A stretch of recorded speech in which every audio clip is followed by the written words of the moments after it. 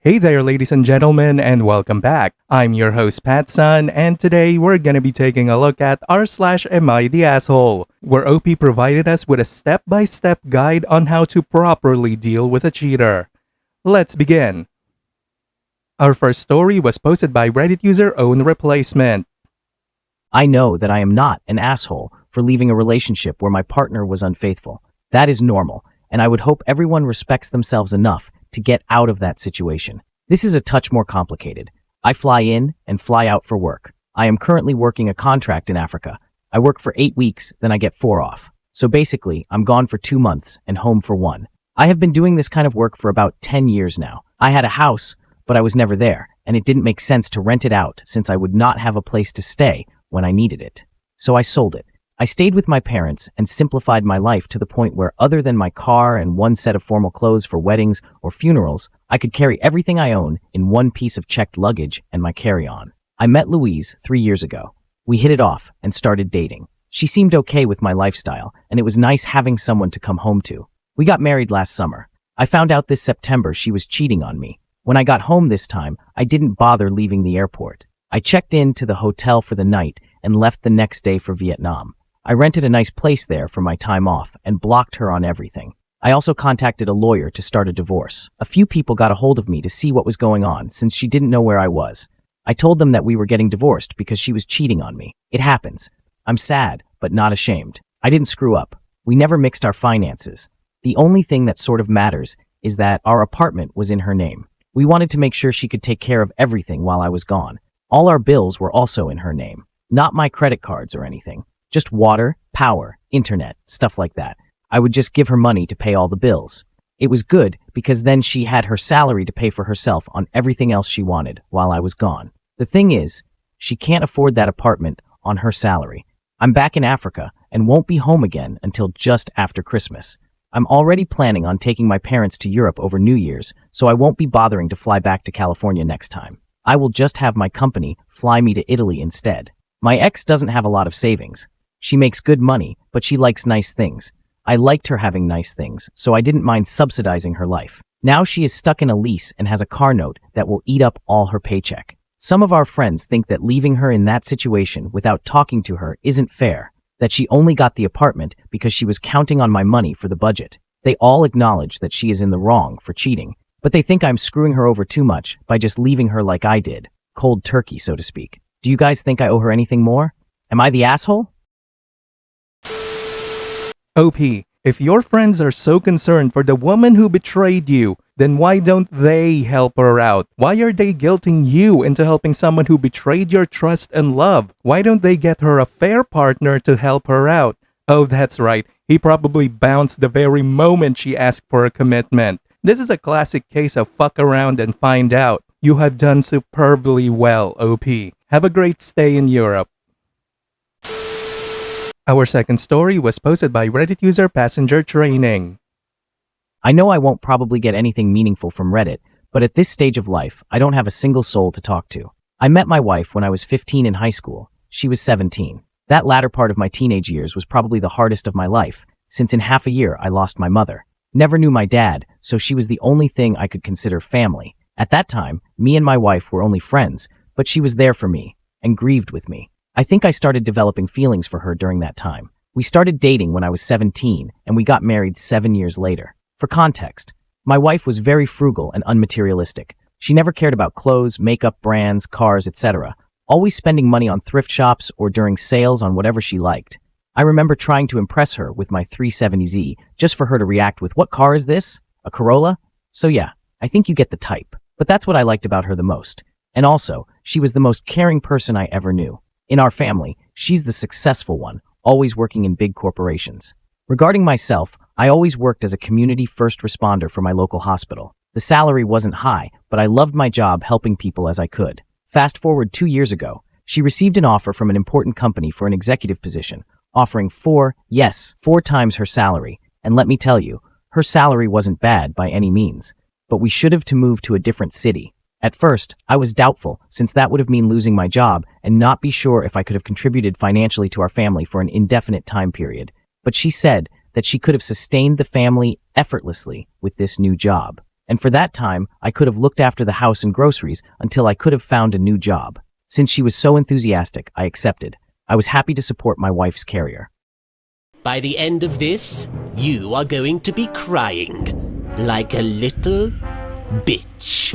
Well, the best way I can put it is that my wife underwent a crazy transformation. Some Dr. Jekyll and Mr. Hyde type thing, if you know what I mean. She started caring more and more about luxury brands, jewels, cars, etc. I don't think you can quite imagine my disbelief seeing her coming back home with a Versace bag after seeing her for years wearing $10 coats from our local thrift shop. She also started hanging out with her new female coworkers a lot. My wife isn't very extroverted or very social, so that was quite the shock, but I was very, very happy for her. I thought that she finally found her dimension after years of struggling. But that happiness started fading after she started coming way later and home every day, and later, until it was a miracle to be able to talk to her for 10 minutes a day. I thought it was very busy with work, since, well, being an executive means lots of work. She started posting lots of photos of her with her coworkers drinking, going shopping and stuff. The fun part is she never finds time to reply to my text, but she always has a minute to post photos. And when she replies, she says that she's working. She also literally stopped saying things to me altogether. Have you ever experienced your wife or husband going to work with an Audi A3 and then coming back home with a Porsche Macan GTS? Well, I did, and let me tell you, it's no fun. I confronted her on if it was a business-issued car, which it isn't, then on why she spent so much money on a car when she didn't care not even a little about cars. Her passive-aggressive response was that it's her money and that she's entitled to do as she pleases. Or have you experienced not seeing your wife or husband coming back home for a night and not replying to text just to receive a call the following afternoon saying that she forgot telling me that she left for a business trip? Well, I hope you haven't. But the worst is when she invited me for lunch with her coworkers. I was very happy because that was the first time we were doing something together in months, and I thought that what I've experienced before was only a phase and that it was all ended. My wife left first because she had work to do, so I dressed up nicely and left 2 hours after to the scheduled restaurant. For context, I sold years before my 370Z because I didn't need a sports car no more, so my daily driver is a very frugal Renault Clio. I like it, and since I don't need that much, I don't have reasons to upgrade to a pricier model or brand. Well, I get to the restaurant, park my car in front of it, get inside just to see my wife staring at me like horror-stricken. She gets up from the table and takes me outside of the restaurant, then proceed to literally insult me for parking my Clio in front of the restaurant and in front of her table, saying that I embarrassed her and that I should have parked it somewhere hidden. I was completely at a loss for words. I asked her why, and she said that it was a cheap non-luxury car, not representative of her lifestyle. She then gets back inside the restaurant, warning me not to embarrass her like this again. I attended the rest of the lunch in shock. That day, I realized that the girl I had at my side wasn't my wife. It wasn't the girl I married anymore. My wife is now out of the house, celebrating a great year for the company, and I'm here at home writing this with the divorce papers in front of me. I don't think I can handle this situation anymore. I tried lots and lots of time to talk to her, to tell her how I feel, to tell her that she changed, that she's not the same woman I knew. But she just doesn't listen. She always says that she has no time and that she needs to work. Or she tries to minimize the situation, saying that it's not true and that she never changed. She wanted kids. Now she doesn't want them anymore, saying that they would rob her time from her career. She wanted to travel. Now she doesn't want to do it for the same reason. Is she really the same woman I married? But still, I can't bring myself to talk about divorce with her. Most likely because I hope that somewhere hidden inside of her, there's still the woman I loved and still love, even if this doesn't seem like the case. Now for OP's update. First of all, I would like to thank everyone who reached out to me in the comments or in DMs.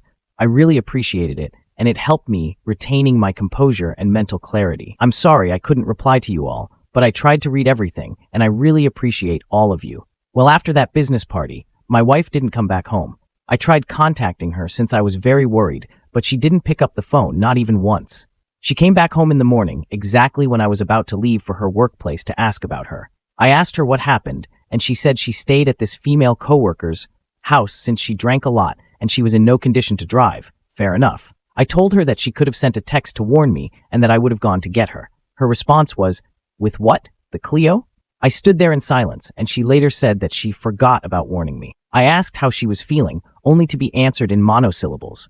We minded our own business for a while. Then she comes to me, and she says she has something to discuss about. I tell her that I have something to discuss with her too. And well, would you look at that? She asked for divorce. I wasn't expecting that at all. I asked her why, and her reply was that after talking to her friends, she understood that I wasn't fit to be her husband, that we have different values and different lifestyles, and that she deserves a man of similar worth compared to her.